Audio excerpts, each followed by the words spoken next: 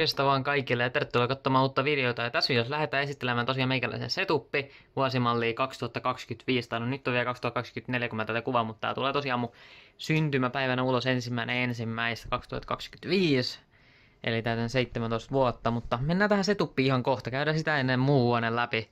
Ja sitten mennään vasta tähän taikanurkkaukseen, missä kaikki magic happens. Ja täältä tosiaan löytyy meikäläisen sänky. Siihen on tulossa uusi sänky joskus.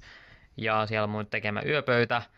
Joo, aika perussettiä. Sitten tuossa on lipasto, siellä on jotain vaatteiden tynkää sun muuta. Tuo nurkas on mun vanha tietokone ja siitä menee jo telkkariin, niin voi telkkarissa katsoa jotain hauskaa, mitä lie. Sitten mennään tänne setupin taakse, eli setuppi on niinku tossa, tolleen jännästi. Mutta täällä niin löytyy vähän kaiken näköistä laatikkoa. Täällä löytyy muun muassa uusi hiiri, jonka mä sain joululahjaksi. Löytyy vähän Marimekkoa, sain senkin joululahjaksi. Siellä tuli Marimekon muki. Sitten löytyy virtalähdettä, nestejäähy, mikki, näytöohjain. Sitten löytyy mikäs toi on, toi varmaan joku hiirimatto. Sitten on Asuksen emolevy, sitten jotakin LED-juttuja, siinä on Windows 11, mikä on tuossa koneessa, ja Corsairin muistit. Sitten löytyy vanhat kuulokkeet, vielä vanhemmat kuulokkeet, näppäimistö, sitten löytyy hiirimattoa. Löytyy Barcelonan pyyhettä, koska Barca fani. Sitten meiltä löytyy täältä nykyiset kuulokkeet. Sitten löytyy vähän hajuvettä. Prosessori AMD Ryzen 9 7900X 3D. Sitten siinä on ulkoinen SSD ja sitten on webcami. Sitten täältä alemmalta hyllyltä löytyy, no siellä on ovi ensinnäkin tonne varastoon, missä on kaikki talvijutut aina säilössä. Mutta tässä on muutama vanha hiiri, sitten sen kuulokkeet, joku vanha puhelin. Täältä me löytyy Mikkiksen hiirtä, tai entistä hiirtä Mikkiksen nimmarilla. Sitten löytyy Funko Poppia sieltä. Sitten on tullut kans tuossa G-valuisen hiiren mukana. Sitten on raamattu rippikoulusta. Siinä on muutama Lego-auto. Sitten siinä on kaikennäköistä ylimääräistä johtoa, mitä on koneen mukaan tullut. Ja tossa näkyy sitten ilmaviilennintä kesälle. Ja sitten vanhat kajarit ja ruusut rippijuhlista. Ja sitten tuolla on johtohelvetti, siellä on mun suppari. Tossa näkyy tietokone. Ja kai me voitais pidemmät puheet mennä tässä etupipariin. Siinä näkyy meikäläisen kuulokkeet. Tuossa näkyy kajarit molemmin puoliin ja sit siinä on vähän PS-ohjaimia, löytyy vähän valoa. Mutta katsotaan ensimmäisenä tää telkkari. Tää telkkari on hommattu joskus 2018. I guess, joten aika vanha silleen on, mutta pelaa ja pelittää aika harvoin sitä tulee käytettyä nykyään. Et silloin kun Xboxilla pelitteli, niin joskus 5 vuotta sitten, niin se oli ihan hyvä. Sitten tuossa on vanhat monsterit kesällä ostettu, tuli juotuun, niin tossa silloin FIFA julkaisuaikaa loppuu ja Ruotsista kato ostaa, niin saa halvalla. Sitten tuolla on tosiaan toi mun vanha tietokone, sitten siellä on pullopussi ja vanha konespeksit on 270 ja jotain muuta paskaa. Siellä on Barcelonan pallo, fake LV-beltti ja noin voi sitten kontrolloida mikä tää nyt on, tää meidän telkkari.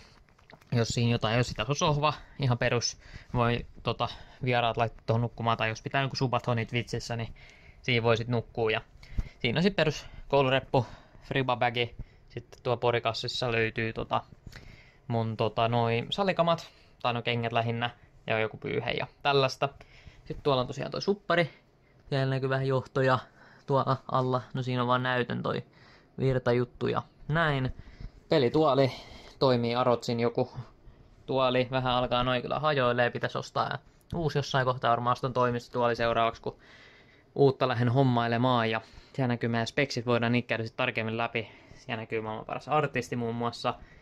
Ensi vuonna tulee Pori keikalle, niin 3.8. niin ai meitsi menee sinne, niin tossa Saksa-fanituotetta, niin kuin itse asiassa oli tossakin toi Deutschland Saksa EM-kisoista käyty hommaamassa kesällä, kun ne siellä oli, niin kävin siellä pyörähtääs, niin tuli tommonen paita hommattua. Ja siinä on sitten tommonen valokeila, joka sitten valasee tyyli jotakin. Yleensä valasee siinä on eri väri, mutta nyt siinä on punainen, kun mulla on kaikki muukin setupis punasta tällä hetkellä. Tuossa on näköjään vähän eri punasta noissa tuulettimissa, mutta tossa näkyy tosiaan konetta sisältä. Siellä on meidän kissajäppää, no ei ole meidän kissa, mutta siis toi kissajäppäämässä, se on ihan hauska.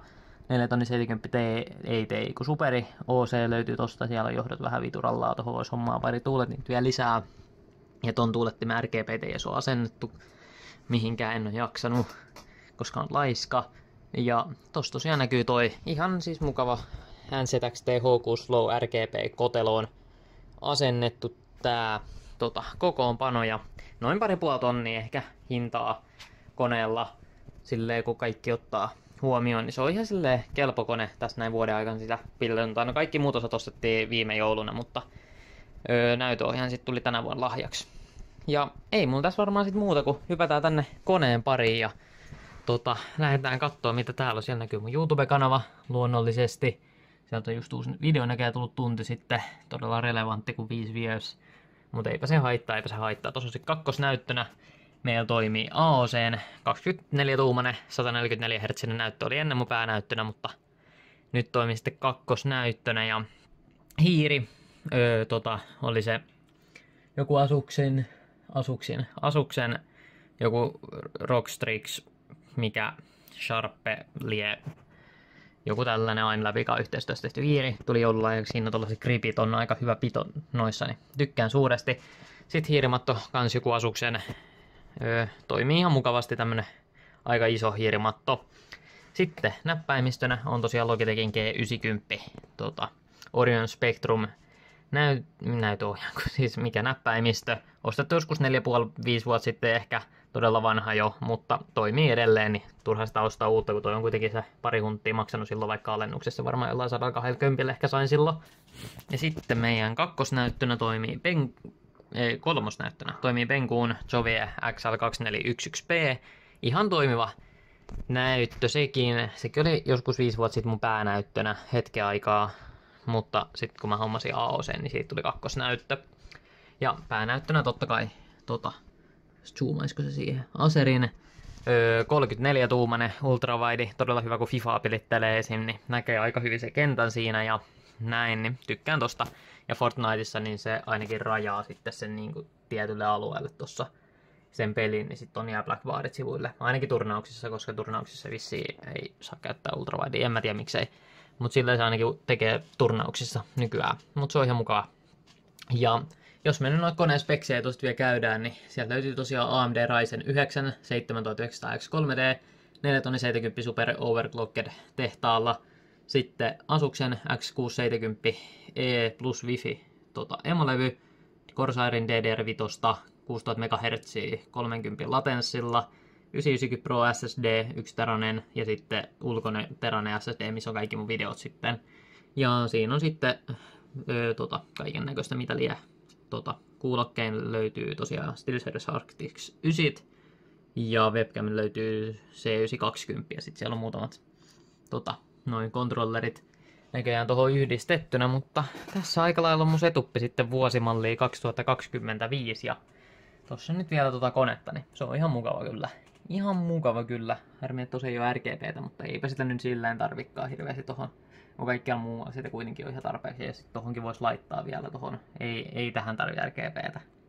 Mutta tohon voisi yhdistää tuon johdon, mikä tossa näkyy, niin jonnekin tonne. En mä tiedä, tuolla on vissiin jossakin ainakin paikkoja vielä. Ja siinä on hieno magneetti, kun Varsovassa tuli käytyy tossa joskus syyskuussa, niin sieltä stadionista tommonen magneetti. Ihan hieno. Mutta ei kai mulla tähän videoon sitten muuta. Ottakaa kanavatilauksia tosta alta, pistäkää videolla tykkäys, jos tykkäsitte. Tilakkaa kanavassa uusia täällä ja mennään ensi videon parissa. Se on meikäläisen puolesta. Heipä hei!